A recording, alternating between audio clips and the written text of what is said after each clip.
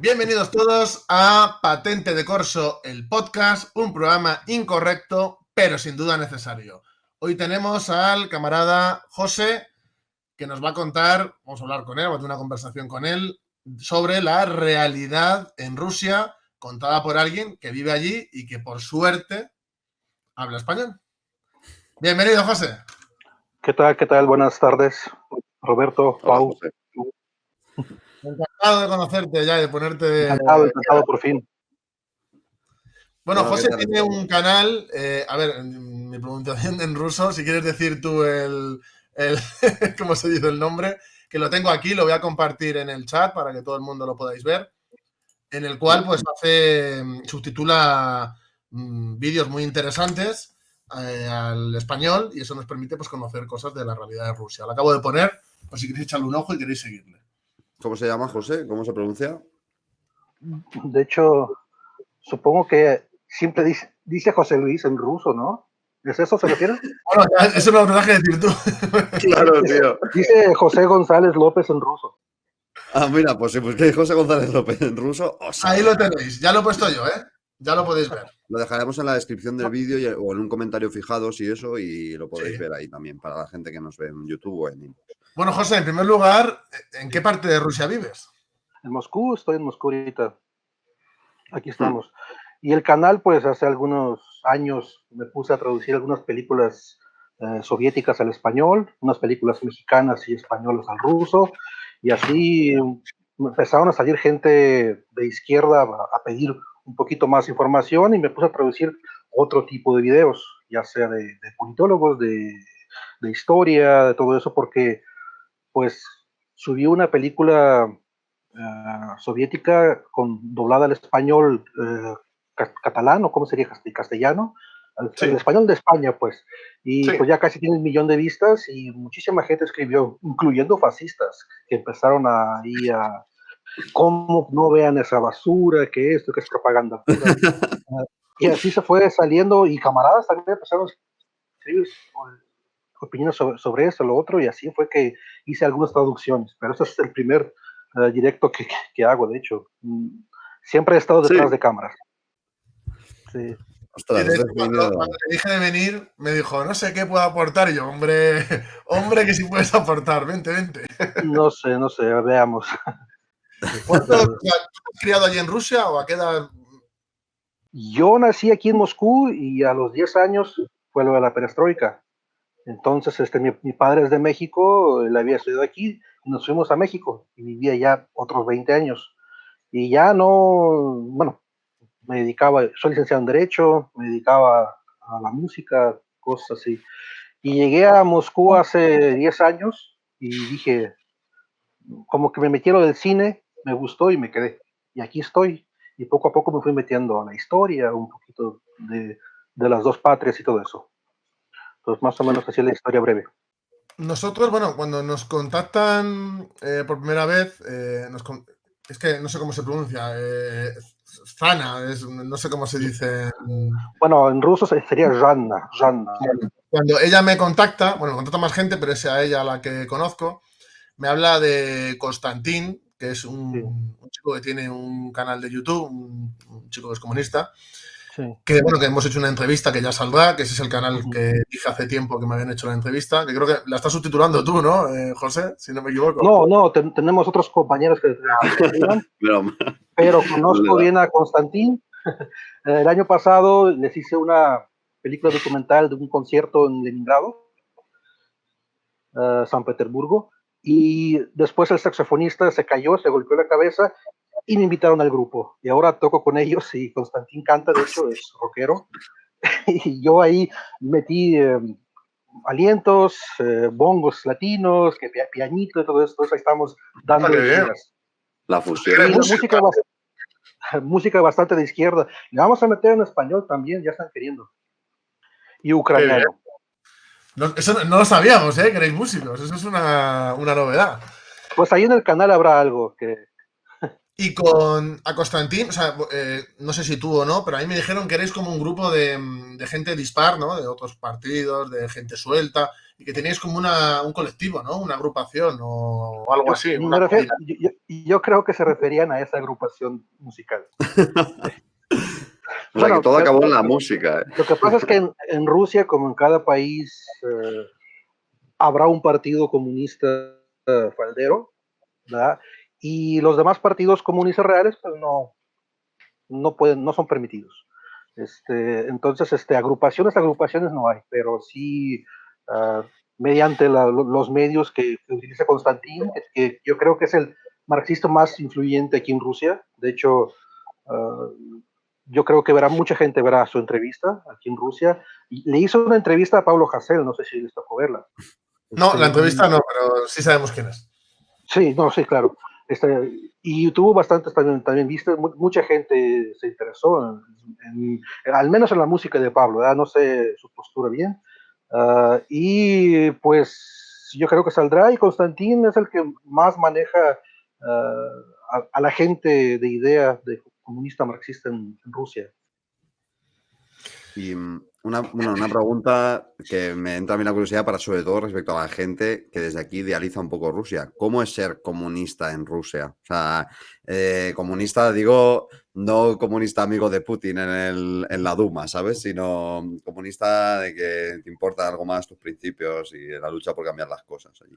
Es una cuestión muy rara, porque por un lado, ser comunista es... por la cuestión histórica. O sea, te pueden odiar o te pueden... Amar, ¿no? Y a la vez hay mucha gente que lo entiende. Pero la gente que no se adentra mucho en la cuestión de la historia y eso, pues para ellos o es una nostalgia mágica de aquel tiempo maravilloso que se vivió, o es un odio terrible por los millares y millares de campesinos asesinados por los bolcheviques, ¿no? Entonces, es una cosa, aquí no hay tanto romanticismo como por ejemplo en Latinoamérica, que el Che Guevara, que el comunismo, que quisiéramos probarlo y eso. Aquí es más como partido a la mitad, nunca jamás o lo volveremos a hacer. Entonces es una cosa muy rara. Y allí, bueno, porque yo lo he hablado con, bueno, digo Zana, pero no sé cómo se pronuncia, no soy incapaz de pronunciarlo ahora mismo, pero con ella he hablado bastante y le pedí ayuda de que me pasara casos, ¿no? De comunistas que habían sido reprimidos y incluso hay gente muy conocida que ha estado en la cárcel, inhabilitada, de que no les dejan presentarse a las elecciones, legalización de partidos, y eso es la realidad, porque claro, aquí también te pongo en contexto, aquí en España, no sé si conoces un poco la realidad de los comunistas, la mayoría de los partidos son pro-Putin. En plan de que lo ven como la nueva Unión Soviética, eso es algo mayoritario aquí, ¿eh? O sea, dentro de lo que es la izquierda radical. Y nosotros somos muy críticos con Putin y muy críticos con el TCR, porque es como dices tú, son los falderos del poder. Entonces, nosotros lo que intentamos, y por eso me es tan importante que vengas y quería que vinieras, es importante que la gente conozca la realidad de allí y que no piensen que es el paraíso para los comunistas, sino que los comunistas de verdad ¿qué les pasa? Yo creo que es muy difícil compaginar el comunismo y ser pro-imperialista, ya sea pro-Putin, pro-OTAN, pro quien sea. Entonces, también en Latinoamérica veo muchos grupos de izquierda, de apoyo socialista, de lo que sea, y todos ponen a esta guerra, la comparan con la Segunda Guerra Mundial contra el nazismo. Es una cosa terrible. No, aquí, de hecho, los comunistas ya empezaron a perseguirlos. Antes todavía el año pasado, a los que se perseguían eran los liberales proamericanos, como Navalny, que está en la cárcel y todo eso. Y hace 2 días metieron a un camarada, que el único que hacía o que apoyaba a la gente que entrega comidas, que quería hacer un sindicato, y ya le dieron como 8 o 10 años, le dieron una cosa ahí inventada. Hace un mes cerraron un club, aquí se debe decir club de lectura, no se puede decir otros nombres, y a un club de lectura de literatura se metieron y metieron todos a la cárcel. Apenas salieron 2 porque hubo un personaje que metió un par de granadas, que metió un par de rifles o algo así, que supuestamente, no sé para qué, no sé cómo lo permitieron, pero el asunto es que los cerraron a todos. Entonces, aquí para los comunistas, ahorita bueno, para los reales comunistas.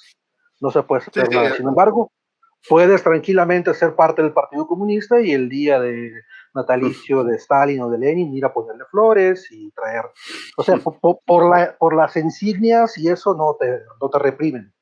Al revés, y ya van a pintar en un cohete espacial a la viejita que salió con la bandera roja.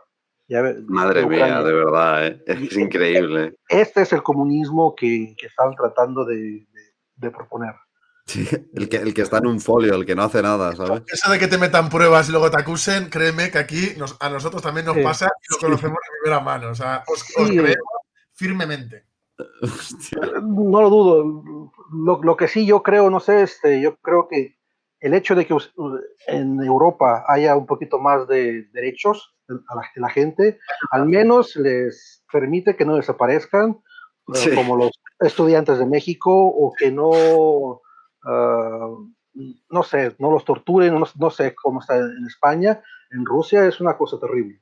O sea, Sí, es por eso es que los comunistas de Rusia prefieren verlo un poquito, si ustedes ven el video, los videos de Constantín que he traducido en el canal, traté de serlo así como es él, o sea, trata de ser muy cuidadoso con lo que dice, precisamente para no decir nada que lo pueda perjudicar, porque es muy peligroso. Aquí es mucho más peligroso, yo creo. Si no, yo creo que habría mucha gente que saldría y iría y todo eso. Aquí incluso están agarrando gente, la gente sale, ayer salieron con la pancarta, una sola persona que dice feliz 1 de mayo. Lo levantas y ya te meten a la cárcel. Están prohibidos todo tipo Madre mía. de piques, de salidas, de lo que sea. Ya lo digo, todo debe ser sancionado por la ley, de que digas, vamos a hacer un paso de aquí a acá, si tú sales ya te agarran pero eso sí, nunca he visto violencia excesiva en ese tipo de cosas. O sea, violencia como la que hubo en Chile, como la que hubo en Colombia, Ya. eso no hay. Hay que decirlo que es muy tranquilo el asunto. Muy tranquilo, los agarran cuidadosamente y no sé. Y te detienen. Que me encanta Sí, porque es como la detención pacífica, en plan, ven, sí. hombre, ven. Y el otro ya, bueno, sí, ya Y Bueno, sé, luego ya. cuando estás detenido tienen mucha fama de torturadores. Es ah, que, sí, ah, no bueno, es una cosa muy extraña.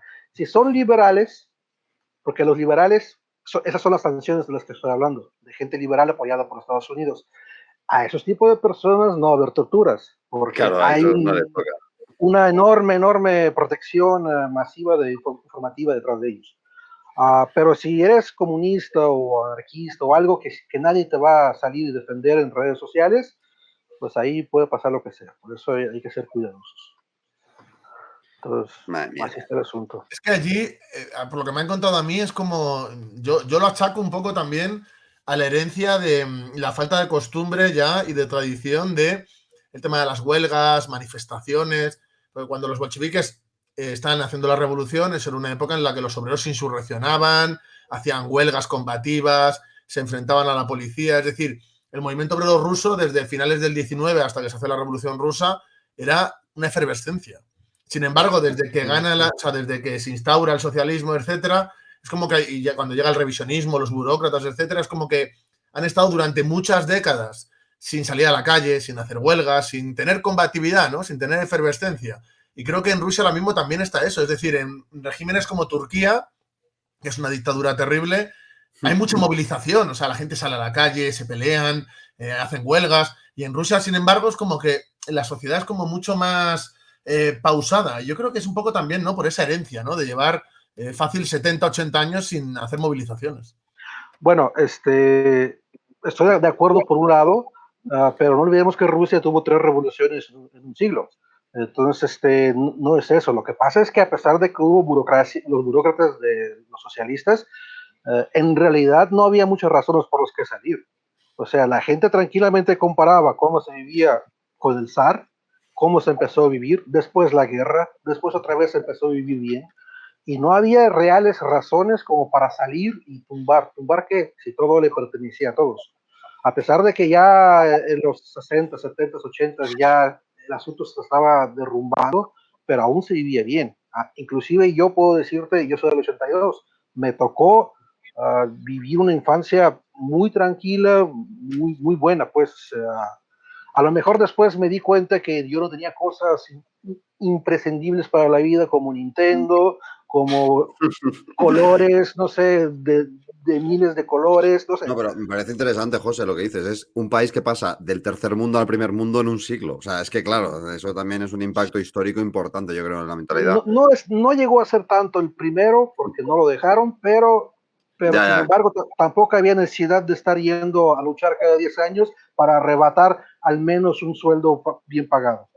Eso estaba resuelto y pues la gente tranquilamente vivía y se aburguesaba. Entonces, no hacía más. Y es ahorita que hay que volver a aprender a luchar por sus derechos. Lo que pasa es que aún quedan muchos derechos. Bueno, no muchos, Ya. pero aún quedan. Cuando le cuento a México, en México, que aquí una mujer que se embaraza, 3 años le siguen pagando su sueldo para que mantenga a su niño. Si por cada niño que nace dan una cantidad relativamente buena para que siga trabajando, que siga habiendo muchas cosas gratuitas como kinder, escuela, bueno, la educación, todo pensiones, todo eso existe aún. Entonces, la gente Claro. aún no tiene que preocuparse por sobrevivir, al menos en Moscú. Ya otras regiones empiezan a hervir poco a poco. Y el día que esta jugareta de Putin en Ucrania termine mal, esto va a estallar por todas partes. Va... Antes de ir a lo de Ucrania y demás, sobre el PCFR y bueno, el papel de estos partidos revisionistas, por ejemplo, el Partido Comunista, mira cómo está Ucrania, ¿no? Y cómo está Ucrania desde que empezó todo lo del Maidán y derrocaron a Yanukovych. El Partido Comunista de Crimea, por ejemplo, para que veáis el papel de este partido, lo que hizo fue, en vez de posicionarse o hacer cosas para solventar la situación en Ucrania, lo que hizo fue meterse directamente dentro del PCFR. Sí. O sea, y luego el PCFR ha apoyado la anexión del Donbass y en el fondo están apoyando a Putin en la invasión. Pero ya no eran, es que tampoco ya era un partido comunista. O sea, era un partido comunista y pues aún más iba a unir pues con los comunistas falderos también. Entonces, era una anexión, ¿no? del territorio en su totalidad. Los partidos a sus partidos y todo eso. Y en Ucrania, pues ya los comunistas de plano no quedaban. Al menos no creo que legalmente. Y en estos últimos, después del Maidán, alcanzaron a atrapar yo creo que eliminaron a todos los que había. Es que Ucrania es una cosa muy difícil. Históricamente se dio así que Ucrania es dividida por esta cuestión del oeste, del oriente y del occidente. Históricamente, ustedes saben que la Rusia de Kiev inicia precisamente en Ucrania, entonces con 2, 3 estados más, pero llega un momento cuando crece ese país que Kiev lo agarra Polonia, la República, y durante 300 años Kiev es parte de Polonia. Y en 300 años, imagínense cómo la mentalidad puede cambiar. México fue conquistado en 300 años. Entonces, es totalmente la cultura cambia. Y desde ese entonces, es por eso que Ucrania es muy diferente, por ejemplo, a Bielorrusia. Bielorrusia se defendió ante Hitler muy diferente a como lo hizo Ucrania. Y ahorita que después de la perestroika, yo creo que el lugar más alegrado de la caída de la URSS fue la parte occidental de Ucrania, que es la que empezó a manejar todas esas cuestiones ahorita. Así que yo creo que es muy difícil hablar de un comunismo real ahí. Para cerrar ya el tema del PCFR, y ya pasamos a otra cosa, pude ver que el partido sí que apoyó bueno, todas estas políticas, aunque sea con la boca pequeña protestando entre comillas, pero sí que ha apoyado todo el tema de la guerra. Pero hubo gente dentro del PCFR que se posicionó en contra de la guerra y esa misma gente ha sido atacada y no sé si les habrán expulsado o no, pero sé que intervino, por ejemplo, Zyuganov, el secretario general, para desdecirles y criticarles por atacar la dirección del país en un momento de crisis, según ellos. Pues es lo que sucede en un país de economía periférica. Cuando un capitalismo es barato, tiende a hacerse fascista, yo creo. Aún no sé si se puede decir eso. Espero que nadie ruso hispanohablante escuche. Y obviamente la solidaridad, ¿no? De las clases, de los trabajadores es lo que están buscando. Y cuando estás en una situación de guerra, eliminas más fácilmente todos los eslabones que no te permiten hacer tus cosas. Todos los partidos apoyaron eso, y si hubo gente que se negó o se dijo como sea en contra, son perseguidos y mejor salieron del país. Hay muchos artistas, hay muchos cantantes, nada que ver con la izquierda, pero por su posición, mejor se fueron.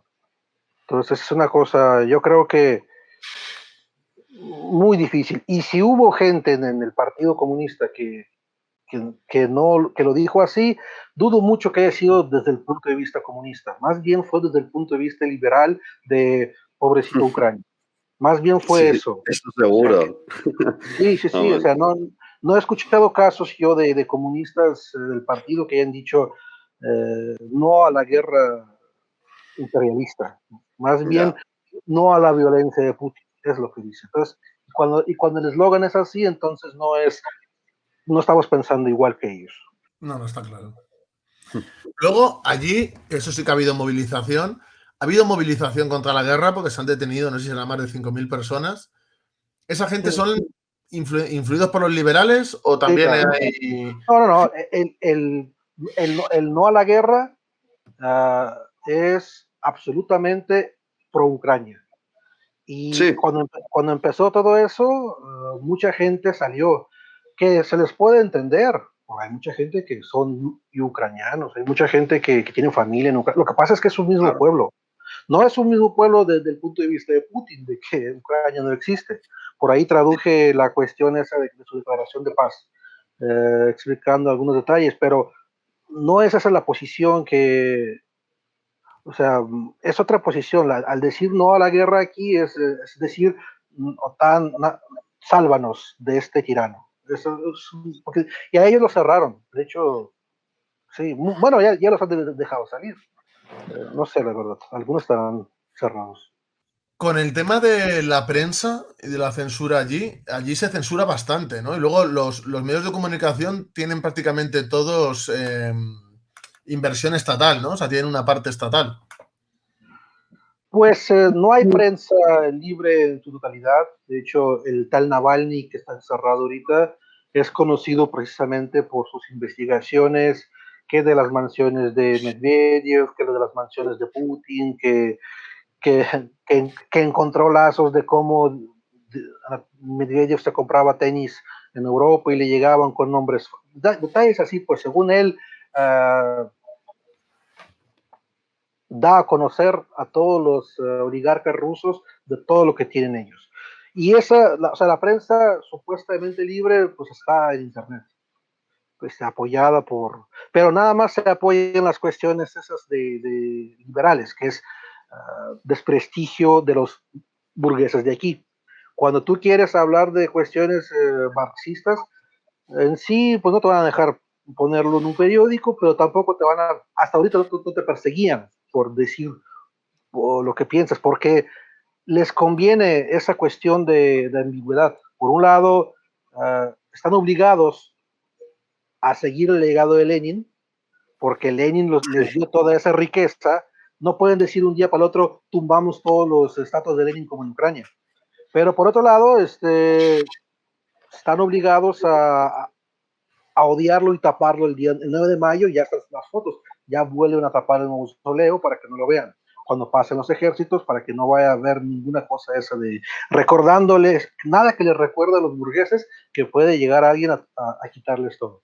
Entonces, pues es una cosa muy, no diría que hay prensa libre, pero tampoco como en México o Latinoamérica, que periodistas desaparecen. Ya, es que encima, bueno, en México especialmente es uno de los sitios donde más censura hay en los medios de comunicación del mundo.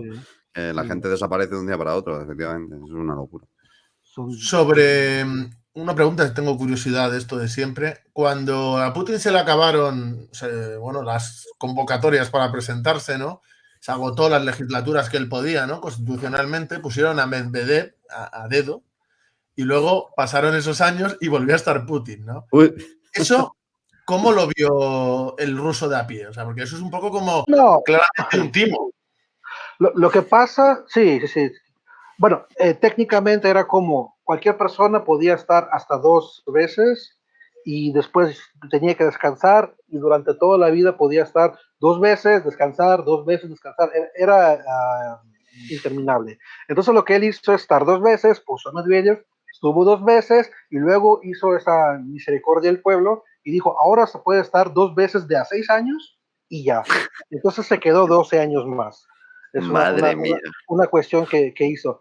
Más sin embargo, Rusia, por esa derrota moral de la perestroika, de haber sido una potencia y haber caído otra vez a la época del zarismo casi, pues siempre añoró con ese líder. Ese si lo comparas con Yeltsin, con Gorbachev, pues dices, señor, Claro. quédate un rato. Por fin alguien que al menos con cachetada de guante blanco le puede darle y a Bush y a Obama y a quien sea, pues, si se les enfrenta, ¿no? Y en algún momento eso a la gente le hierve el patriotismo. Sin embargo, eso es cuando la tele le va ganando al refrigerador. Pero cuando ya da el hambre, llega el momento en el que dices, bueno, ya, a ver, cambiemos las cosas porque eso no funciona. Total Sí, o que sea, perdona, José, pero ¿cómo se vive? O sea, porque es lo que dice el nacionalismo y es un elemento esencial también para entender la política de allí. La guerra de Ucrania se está viviendo, como has dicho, de por un lado. Ahora es que quiero preguntar una cosa de Medvedev y ya Ah, me vale, cae perdón. todo No, de no, Ucrania. ¿Qué papel tiene, o sea, qué rol está teniendo ahora Medvedev en Rusia? ¿Sigue teniendo un papel preponderante? yo creo que sí, sigue teniendo. Es es su mejor amiguito, pues. Pero dudo mucho que sea presidente otra vez. Más sin embargo, lo que no puede decir Putin lo avienta Medvedev de repente. De repente sale alguna nota diciendo somos capaces de usar las bombas nucleares y ya. Y todos entienden que él dijo lo que Putin no terminó de decir. Si Putin dijo vamos a desnazificarlos y descomunizarlos, el otro dice cómo. Entonces es un papel así. ¿Y quién crees que es ahora el número 2 detrás de Putin? O sea, si le pasara algo a Putin, ¿quién sería el número 2 ahora? Dos opciones. Bueno, tres opciones. La tercera es el comunismo mundial, pero dejémoslo para después. Hay dos opciones. Si, si, si, si este fracaso se culmina, yo creo que va a pasar lo que pasó en Yugoslavia y es muy posiblemente que el mismo Navalny, que está sentado, lo pongan. Como Mandela va a salir de la cárcel, porque precisamente se acaba su condena cuando se acaba el mandato de Putin. Y la otra opción es cualquier faldero de Putin. No importa, Lavrov podría ser, es de los líderes que la gente lo sigue queriendo bastante, porque lo respeta la gente, aunque ya empezó a decir groserías por todas partes. Medvedev no creo, bueno, no tiene importancia. Si Putin pone a alguien, no tiene importancia, es lo mismo, se queda él. Y la otra sería Navalny, que por fin a lo mejor llega, regresa a Crimea y hace todo lo que piden en Occidente y ya. Yo de verdad, o sea, solo por darte mi opinión y que me puedas contar, yo es que veo muy difícil todo lo que no sea la opción de uno de los palmeros de Putin, porque yo le veo con mucha fuerza en Rusia, sin mucha oposición real. Tendría que salirle muy mal lo de Ucrania para que él cayera. Yo creo que incluso si al final llega al Dnieper y llega a un acuerdo, yo creo que puede incluso salir reforzado, ¿eh? O sea, que eso es un problema, no lo digo como algo positivo. No, Pero no, un bueno, reforzamiento de la posición de Putin puede ser muy jodido para la gente que está en su contra dentro de Rusia. y yo creo que esa es la opción número uno, definitivamente. Sí, yo La creo que opción sí. número uno es esa, porque no por algo Putin tiene tanto en el poder, no es nomás porque no lo suelta, es porque es bastante preparado y siempre tiene un as bajo la manga. Y yo creo que puede sacarle provecho a cualquier situación. Sin embargo, Estados Unidos juega sus cartas, sus naipes, de manera maestra siempre. Y si vemos, por ejemplo, lo que pasó en Yugoslavia, cómo durante años hicieron que los pueblos empezaran a odiarse a grado bueno, de un fascismo que sucedía ahí entre los mismos pueblos. Sí, sí. Si esto, nada más en lo que llevo aquí en Rusia en 10 años, estuvo lo de Georgia, estuvo lo de Kazajstán no hace mucho, estuvo lo de Armenia, está lo de Ucrania. Hace poco se intentó en Bielorrusia cambiar todo eso. Si le encienden todo eso a los lados a la vez, yo dudo mucho que Putin aguante tanto. Le va a quedar nada más no sé, disparar algo, tumbar alguna flota americana para que se calmen o algo así. Es una cosa que es el capitalismo, se está derrumbando y se están mordiendo por todas lados. Es lo que Roberto estaba contando en el video hace rato, estaba viendo con Marruecos y el gas. Entonces, haz de cuenta que me estás contando lo que dicen sobre Erdogan, lo mismito, la gran Turquía que está creciendo, que el gas, que lo permitimos, que no lo permitimos, porque también tenemos un ducto por ahí. O sea, es una cuestión, es como si al capitalismo para seguir vivo necesita que por todos lados estén peleando. Pero, por ejemplo, perdona, Pau, que te estoy robando las preguntas de Ucrania, vas a hacer Me interesa mucho. Navalny, el problema también está, yo creo, en que la gente le ve un poco como un Yeltsin, en plan, un tío que se va a hacer la genuflexión ante Occidente, y yo creo que en Rusia la gente es como muy rusa, ¿sabes? En plan de que eso no gusta mucho tampoco, ¿no? Hasta se parece de joven, si ves las fotos de igual de alto. No me jodas, es él. Claro, sí. Es que es el problema, que yo, de verdad que yo al típico ruso le veo como con mucho sentimiento nacional, muy de que lo de Yeltsin no está bien visto, ¿sabes? En Rusia, en plan de este tío fue un blando y dejó que nos comieran. Yo creo que es un poco depende. Yeltsin trajo, eso fue preparado todo muy bien. Unos cuantos años de hambruna bueno, no hambruna, pero que hacías colas en las tiendas y eso, lo cambiaron por un señor liberal con el cual llegaron el montón de beneficios personales burgueses chicos. Entonces, si ahorita nos han quitado todo, ahorita estamos conectados nomás porque lo estamos haciendo de manera ilegal, el VPN, ¿no? Pero ya no va a haber ni computadoras, ni teléfonos, ni nada. Yo creo que si así aguantamos 5 o 6 años después que llegue otro Yeltsin y que abra otra vez los mercados, va a haber mucha gente que le va a aplaudir. Mucha gente que va a... Pero la cuestión es que a cambio de eso, si la vez pasada entregamos todas las fábricas, esta vez le van a pedir que entregue más. No sé, a lo mejor le van a quitar las armas nucleares o lo que sea. Estados Unidos no lo hace por nomás, no nomás por los mercados. Es el sueño de siempre, de que la Rusia gigante se divida porque hay demasiadas cosas que se desperdician según el capital por estas tierras. Y alguien va a conseguir lo suyo, yo creo, tarde o temprano. Otro elemento de que nombras siempre, Robert, y que me gustaría saber tu opinión, José, es sobre qué pasará con Chechenia cuando no esté Putin. Que eso es complicado. O Kadyrov, porque Kadyrov lo mismo un día desaparece y a ver quién es el... Porque islamistas locos son todos. Kadyrov, Chechenia, sí. Pues mire, si llega el Yeltsin 2 lo primero que va a decir el Kadyrov, yo con no voy a tener nada que ver. Con este pintabonas no quiero hablar. Sí. Entonces, obviamente que ese es otro conflicto que si inicia una tercera guerra con Chechenia va a ser una cosa interminable. Entonces, pero no sé, es que esa es la cuestión moral de un marxista, un comunista, ¿no? Por un lado, que arda todo, porque si sabemos que la historia se repite en forma de espiral.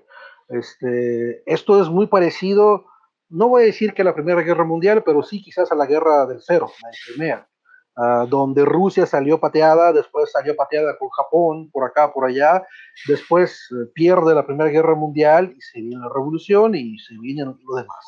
Entonces, por un lado, dice uno, pues que arda todo, porque solamente así la gente va a entender.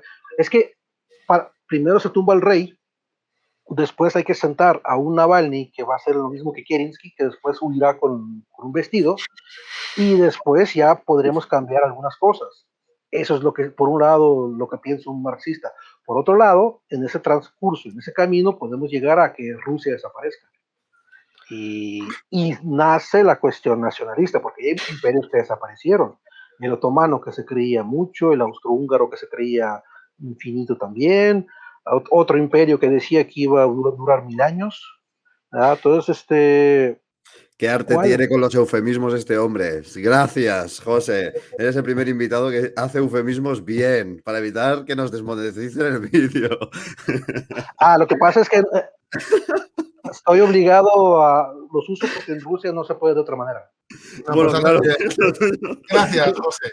Te quería preguntar, bueno, quiero hablar también del tema de Chechenia, porque Chechenia no ha sido plato, o sea, cuando empezó a haber problemas nacionales, islamismo, radicales, es decir, a Rusia le costó mucho. De hecho, les costó hacerse con Chechenia, les costó mucho hacerse con Grozny, de hecho, la destruyeron entera.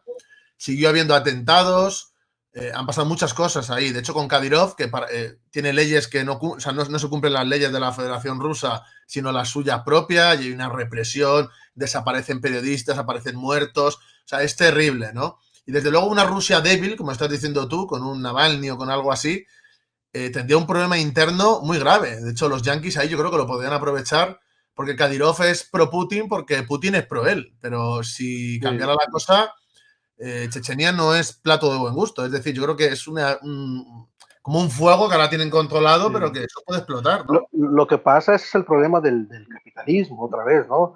Ese fuego se tapó con dinero. Entonces, todas esas dos guerras hay muchísimo dinero que va hacia allá. Y es por eso que sigue esa cuestión.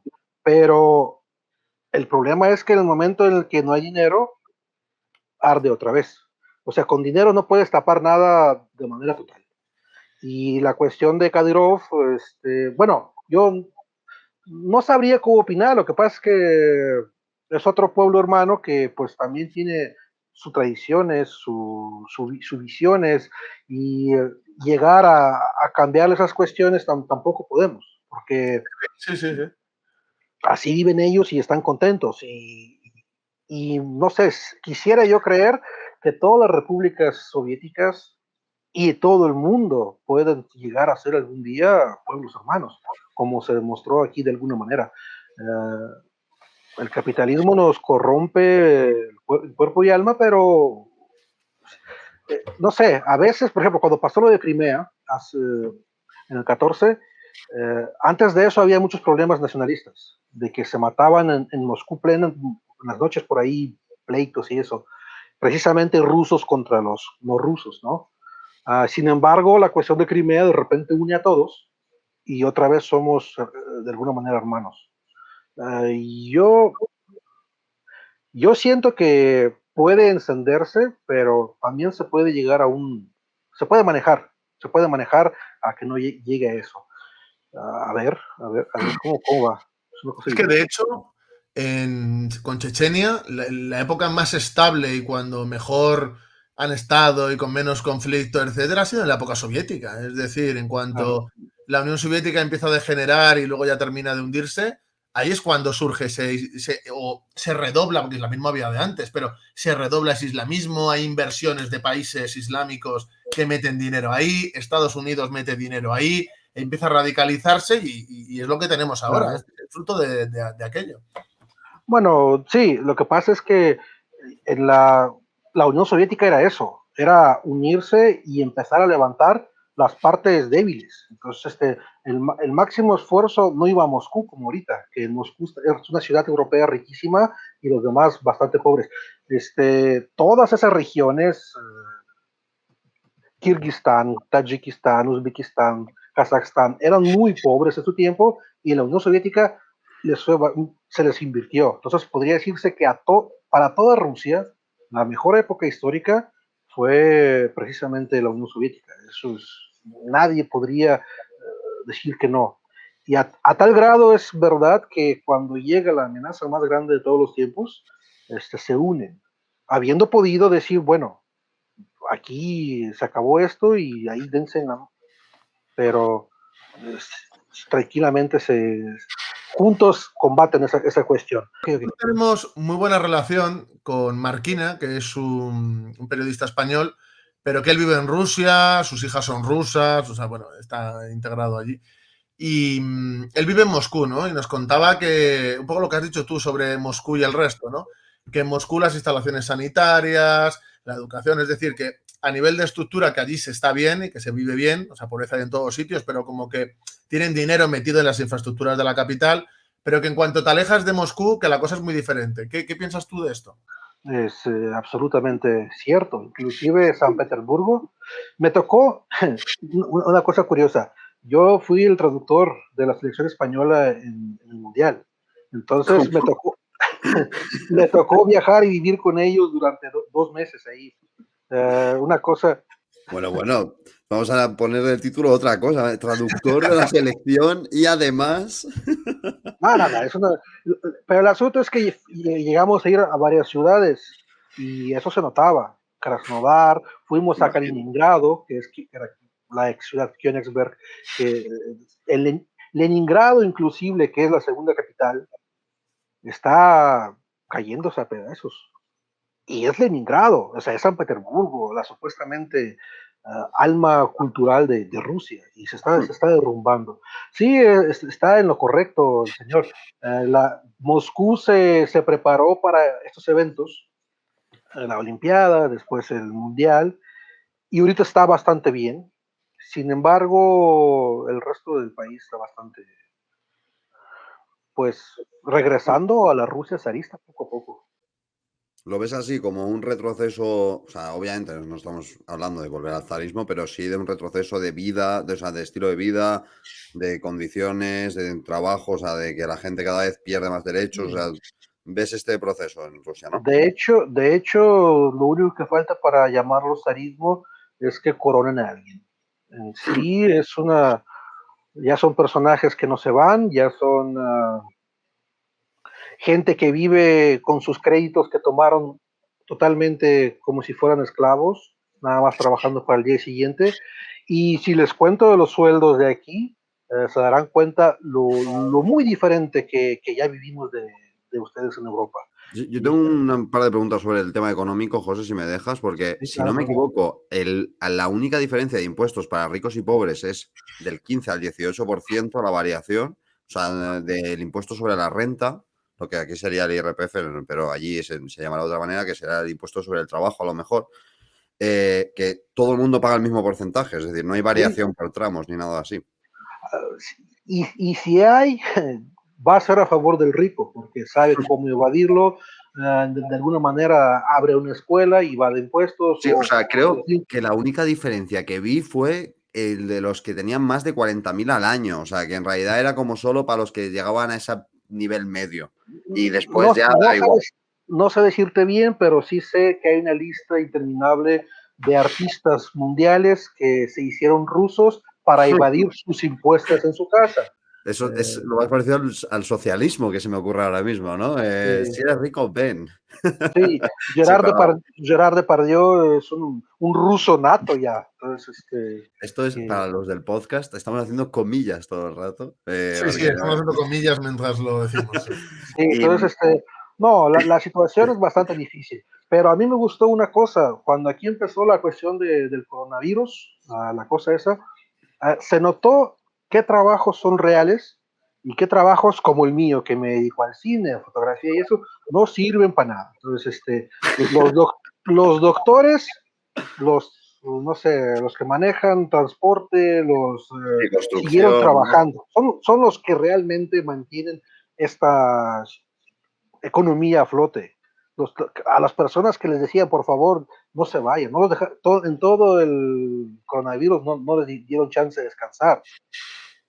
Y otros que desde su casa, como yo no sabiendo qué hacer, y cómo tomo fotos ahora desde la casa, ¿no? Entonces, ahí se notó mucho lo que es el proletariado de verdad. Y, ¿y dónde está?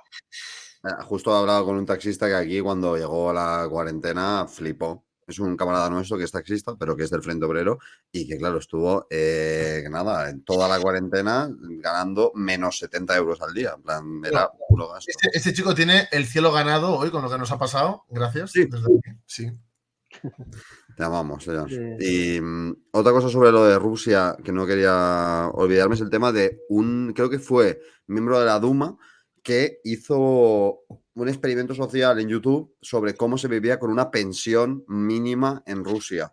Que no sé si lo conocerás, pero que prácticamente fue como hacer una huelga de hambre porque es que no le daba para nada la pensión y lo denunció y creo que le acabaron cesando de la Duma inventándose cargos como que tenía cuentas en Bruselas y cosas así o que no declaraba sus ingresos de YouTube, movidas así. Voy a investigar al respecto. No es reciente eso, ¿verdad? Fue hace unos 4 años. Eso es, sí, hará como 5 o 4 años. Algo escuché. Si no se murió de hambre, te lo investigo. Bueno, yo he aprendido bastante viendo tus vídeos. Los pasos de Constantín. ¿A poco viste algo? Yo soy muy seguidor del boxeo, ¿vale? Yo soy el típico que se ve todas las veladas importantes, sobre todo los pesos pesados. Y claro, hay mucha simbología normalmente alrededor, pero yo vi el campeonato, ¿no? Que se jugaba el cinturón y peleaba Klitschko, uno de los Klitschko, contra Povetkin, que sigue peleando. Y claro, yo vi ese combate y ya está, no le di más importancia. Y vi el otro día un vídeo en el cual explicaba a Constantín como toda la problemática que hubo alrededor y flipé. O sea, porque no te imaginas el nacionalismo ruso, también el ucraniano, pero cómo lo movió. Es decir, ¿Cómo? Había una banda de folk, en plan de pagana medieval, en plan muy mal, tocando canciones sobre la superioridad prácticamente racial de los eslavos, hablando de que tenían prácticamente que conquistar Kiev. Se lo tomó como si fuera una cruzada, en plan de que fueron con las cosas y con... Sí, en plan como si fueran a la cruzada contra Ucrania. Y claro, perdió porque, vamos a ver, Klitschko era... Ya no, porque ya está mayor, pero Klitschko, por favor, no se puede comparar a Klitschko con Povetkin, que Povetkin es peleón, pero ya está. Y era locura de nacionalismo. O sea, es que los que fueron a verlo, las canciones, las imágenes, el grupo ese que es filofascista, porque de hecho, es que las canciones que tiene, porque lo estuve mirando, que lo decía en el vídeo, tiene canciones que son contra el comunismo. O sea, que es lo que hacen. Sí, es un grupo tradicionalista, chungo, muy reaccionario, y Povetkin con la camiseta del Romanov, del último Romanov. O sea, de ese rollo, pidiendo la anexión y diciendo que hay que ir a defender, o sea, defendiendo la guerra. Eso hace poco, eso lo vi yo. Diciendo que hay que salvar a los eslavos, en plan rollo racial supremacista, en plan de Ucrania es una mierda, nosotros somos los verdaderos eslavos. O sea, haciendo división de los eslavos buenos, los sucios mestizos. O sea, a ese nivel, Sí. Claro, eso lo vi y me quedé loco, porque yo veo boxeo y claro, estoy deseando que pelee Povetkin y pierda, ¿sabes? que le dejen seco. O sea, me quedé impactado, de verdad, de ese nacionalismo hasta en el deporte.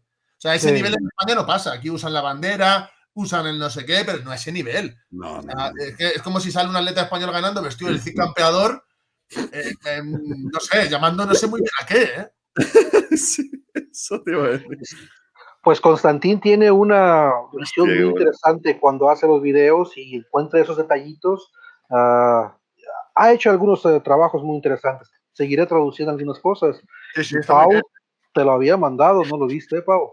Sí, me lo mandaste. Me mandaste un vídeo de Constantín. Escucha, eso que he visto yo. Está muy bien, O sea, escucha. Pues no lo he visto. Yo sí. Es muy largo, Es hora y pico, Se curra la edición. Es otro nivel, O sea, se curra la edición que flipas, A ver, yo es que como tengo pendiente verme muchas películas de Blade para un podcast que vamos a grabar, no he podido verlo, ¿vale, José? Pero voy a ver. Subtitular al inglés algunos vídeos, Pau, de verdad. O sea, nos va a ver un montón de gente. Sí. A muerte con eso. Es más, voy a hablarle a una persona ahora. Sí. Pues hablando un poquito de la cuestión nacionalista, es verdad. O sea, es que es el problema de haber sido comunistas. Es como si tuviéramos, los rusos, como si tuvieran ¿cómo decirlo? Un santito en contra del todo el fascismo y no se dan cuenta del mismo nacionalismo que creció aquí. Entonces, tú lo ves muy arraigado el nacionalismo en Rusia. Pues mira, si te pones a buscar y hay más nacionalismo en México. O sea, O sea, es lo mismo que pasa de un mexicano con los indígenas, es lo mismo que pasa de un norteño con un chiapaneco, que son diferentes, o el del centro, o sea, y el mexicano todavía lo burla, se burla de eso, en plan, y uno también, o sea, es una cosa de cultura. Aquí es un nacionalismo, digamos, no tan recio, pero existe también, existe esa, no sé, yo creo que todos los países de alguna manera tienen nacionalismo, o sea, y es el mayor problema de los comunistas de hoy, porque sabemos que debemos ser internacionalistas, pero no podemos olvidar cuestiones de nuestro pasado, y nos empezamos a agarrar de que la conquista, de que tú me quitaste, de que esto, y al final eso no permite como por ejemplo, Roberto, que en un video decía que el presidente de México, que obviamente, desde nuestro punto de vista, pues, ¿qué va a hacer ese presidente? López Obrador. Sin embargo, es el primer presidente de izquierda de toda la historia, prácticamente, y la gente que lo sigue son nuestros clientes, digámoslo así, ¿no? Para nuestra ideología. Y digamos, al denigrar un poquito a las izquierdas, que no son socialismo obvio, en toda Latinoamérica, pues yo creo que perdemos un poquito a esos posibles personajes que podrían escucharnos también y decir, bueno, hagamos una revolución mundial. No sé, es una cosa muy quisquillosa. Se prende el nacionalismo y no permite, no deja ver nada. En todas partes, en todas partes.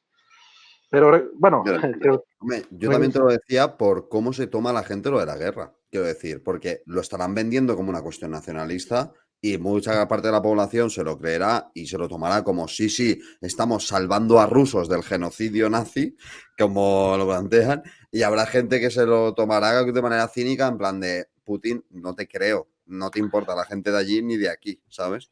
hay una cuestión. Obviamente que Putin pudo haberlo tomado Donbass desde el 14. Obviamente todo eso es un juego. Pero yo te diré una cosa. Cuando el 14, que entró de moda la banda esta De San Jorge, ¿no? naranja, ¿se escucha? Sí, perdón. Entró en moda una banda naranja, negra, que usan todos en Rusia y todos la traen hasta la fecha. Y Bueno, seguro que va de comunista aquí también la usa, sí, pero... sí. Pero te digo, es una cosa que la gente la aceptó. La Z no la aceptó nadie. ¿No la aceptaron? He visto 1, 2, 3 coches que traen la Z. La gente, eso es lo que te digo que se nota que la gente no está a favor de eso. No se mete en plan de detente porque también entiende que meterte en contra es pues apoyar al otro bando y Claro. tampoco tiene sentido. Entonces, es una cosa difícil, pero la gente no lo aceptó tan ampliamente como se llegaron a aceptar otras cosas. Pero esto de la Z es nuevo, ¿no? O sea, esto antes no se usaba, ¿o sí? La B, Sí, eso sí. incluso en la Primera Guerra Mundial, estaba pintada en los trenes que iban hacia la Primera Guerra Mundial. La B no es nuevo, y los fascistas blancos la usaban. ¿Pero y la Z? Y la Z, he visto muchas explicaciones muy pendejas. Muchos dicen cosas como Z es Semla, tierra, cosas así. O sea, yo creo que lo más idiota que se pudo haber hecho es usar cosas latinas en tanques rusos, siendo que es lo que... Y entrar en esos tanques a Ucrania, como se entró alguna vez con letras latinas. Entonces, fue una tontería total. Y la gente no lo aceptó. Yo no he visto gente, dos que tres, que traen la Z, o que ponen la Z en su avatar en el Facebook ruso o lo que sea, pues. No, creo que la gente lo trata de no notarlo y lo olvidará como un sueño amargo. O sea, es como un proyecto frustrado. Es que desde aquí, el tema de la Z, hay países donde se ha perseguido y todo. En Alemania, por ejemplo, te cae una multa y a lo mejor llevas detenido también, con el tema de la Z. Y es como, Pues Que qué bueno. lo de San Jorge es como que se usa ya de antes claro. y se usó en la Segunda Guerra Mundial y está como más calado, ¿no? Bueno, la Segunda Guerra Mundial tampoco mucho, ¿no? En realidad los soviéticos iban con la roja. Sí. Claro. O sea, ni Ah, eso, bueno. se han repescado. No, es una cosa que lo que pasa es que la hoz y el martillo, como Lenin, representan cosas que al final la burguesía no la quiere. Y intenta crear nuevos símbolos que mantengan mezclada esa nacionalidad rusa con lo rojo que se alcanzó a, de alguna manera, lograr concebir. Entonces tratan de mezclar esas dos cosas, lo rojo y lo blanco, y no se puede. Pero pues al menos aquel intento de San Jorge era relativamente bueno y esta cosa es una cosa que fracasó totalmente. El día Entonces, 9 va a haber un despliegue nacionalista y de usurpación de símbolos comunistas también importante allí, ¿no? he estado, de hecho, podría hacer un directo desde ahí. Hazte un reportaje, José, de cómo es, tío. He estado ahí. La verdad es que la gente lo hace de manera De muy corazón. personal, muy importante, sí. O sea, hay gente que va a verlo a posta, ¿no? Allí, a Rusia. No, bueno, yo tengo. Ay, José, se ha cortado. Vas a tener que repetir ahora, cuando vuelva. Esto es En, Putin, el en hacker man de España, Putin. en España van a hacer desfile los rusos. Dice, a ver qué pasa el lunes, ¿eh? A ver, siempre hacían lo típico del 9, ¿eh? O sea, eso se ha hecho siempre en la embajada. Claro, pero este año Yo qué no pasa. he ido porque me dan mucha grima, siempre, de toda la vida. ¿Tú te imaginas a una concentración de ucranianos en la embajada rusa diciendo, haced el desfile? Ya no José, pasa. tienes que volver a hablar lo que estabas diciendo hace 10 segundos, porque te has quedado ¿Qué pasó? congelado. Sí, pues yo creo que este mi bisabuelo murió tomando Berlín. Entonces, yo sí he ido a esa Ostras, tío. cosa. Sí, por ahí. Bueno, he ido, es una cuestión que a veces va aparte de todo eso. O sea, vas y es como un encuentro de todas las personas que fallecieron. Estamos hablando de 25 millones de personas, y estaba viendo en internet, es el 45 es la cantidad de todos los españoles y de todos los mexicanos, más o menos 25 millones de personas. Es la cantidad que murió, pues. Entonces, esa cosa que inventaron, que de hecho el invento de esa cosa del 9 de mayo era para llevar a los pósters de los que los gulags supuestamente aniquilaron, pero lo tomó la gente prosoviética y se los quitó de las manos. Entonces, de alguna manera, no es tan mala esa cuestión, de alguna manera, pero sí, es algo que nos quitaron a los comunistas y lo usan como una cuestión de orgullo Es que, nacional claro, burgués. aquí, José, ese día se convirtió en el Día de Europa, ni se utiliza para condenar al comunismo como si fuera nazismo. O sea, la famosa declaración esta del Parlamento Europeo, comparándolo, se proclama el Día de Europa, que es el 9 de mayo, que es como, podéis ser más hipócritas, por favor, diciendo que Europa se creó a la sombra de la paz, en la lucha contra el fascismo. Es como, ¿con quién luchabais contra el fascismo? ¿Quién ganó al fascismo? Sí, la ¿No? mitad de Y vosotros estabais yo así. creo que todos los países de Europa estaban en las filas de Hitler también. Entonces, ¿con quién luchaban? Pero a la vez luchaban dentro de sí. Es una cosa que hay que investigar, pero sí, otra vez sucede que se gana y nos hacen los malos. Estamos acostumbrados. Mira que es difícil hacerte el malo cuando ganas a los nazis. Es Pues como, ya ves, Dios, solo puede ser el bueno. es que, pues bueno, eso ya se ha comentado bastante. Si los dos eran iguales, ¿para qué se pelean? ¿Verdad? Claro. O sea, Pero si eres lo mismo, ¿para qué os peleáis? Es que, tío, es pues increíble el sí. nivel, ¿eh? Y en Rusia lo Juntos, utilizan. A mí, yo entiendo lo que dice juntos Roberto hubieran también. tomado Inglaterra, Estados Unidos y lo que sea, yo creo. Yo no sé para qué, pero bueno, por ahí también hay algunos videos de traducción que bastante buenos. Aquí se ha hecho análisis bastante interesante, y documentales y sobre Stalin, sobre todo eso, porque hay documentos a la mano.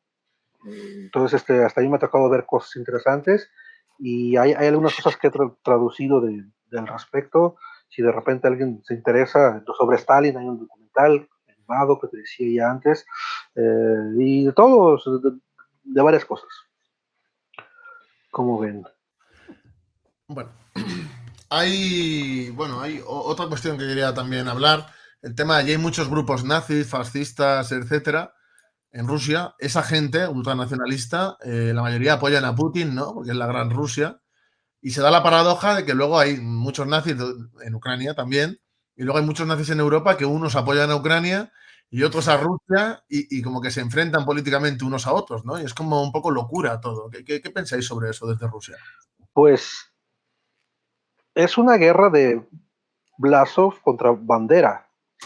Son líderes nacionalistas de las naciones, y por mí que se maten. O sea, pero sí, o sea, de alguna manera aquí se ha prohibido el nacionalismo de esvástica, se ha prohibido totalmente, y ya no hay grupos de esos, pero ahora se llaman de diferente manera, y eso es lo que sucede. Lo que pasa es que el capital, para defenderse de la gente, del obrero, necesita del nacionalista.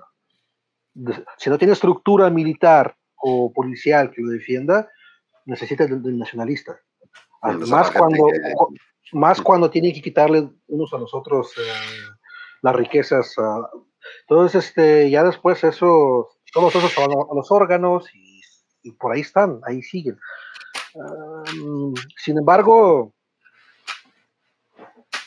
también hay gente de izquierda, de alguna manera inculta, marxista, que ve esa guerra como necesaria y va a defender porque realmente cree que va a pelear contra el nazismo. Y conozco inclusive gente que ha ido y gente que quiere ir, pero bueno, o sea, es una cosa impresionante, creo yo, pero no hay grupos nacionalistas, que yo creo, ni Antifa, por lo tanto.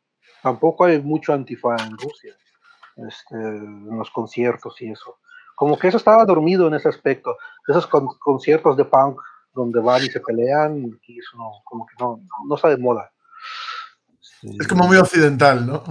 Es muy europeo. Cadencia occidental. Un poco de envidia me acabas de dar, ¿eh? Eso de no tener Antifas montando conciertos está guay. No, de hecho, en los conciertos que tocamos con Constantín, puras banderas rojas, la gente cantando, así, nada de... Yo siempre he tenido una cuestión. Yo cuando tocaba en México, tocaba otros grupos, y el slam a mí me desespera. Cuando se empiezan a pelear ahí, a girar. Sí, el pogo, decía, ¿no? ¿Para qué lo hacen? El slam lo llaman ahí en México. No entendía para qué lo hacían. Y aquí no se usa, y menos en los conciertos de comunistas, que a veces varios grupos nos reunimos y tocamos. Se me hace muy... Siento que es mi gente, porque nada más canta. Si una muchacha se cayó cantando sin que la levantan, y no sé, cosas así, pues no hay pleitos, no hay... Como un club de gente intelectual, así. Sí, no, aquí no hay mucho, ¿no? Bueno, José, llevamos aquí ya una hora, no te queremos robar mucho más tiempo. Otra vez que quieras que pase alguna cosa, si quieres venir, te invitaremos. Estamos encantados de que hayas venido, y encantado de colaborar con vosotros y conocer a vuestro grupo, por supuesto. Déjenme tarea de investigación o temas que quieran que saque. Con gusto aquí prepararemos algo, no sé, algún directo desde el 9 de mayo, qué sé yo. Nosotros encantados. Un placer tenerte aquí. Un gusto. Y muchas gracias a todos los que nos habéis visto aquí, y a los que nos veréis luego en YouTube cuando lo resubamos también. Un abrazo a todos y ya sabéis, a seguir dando guerra.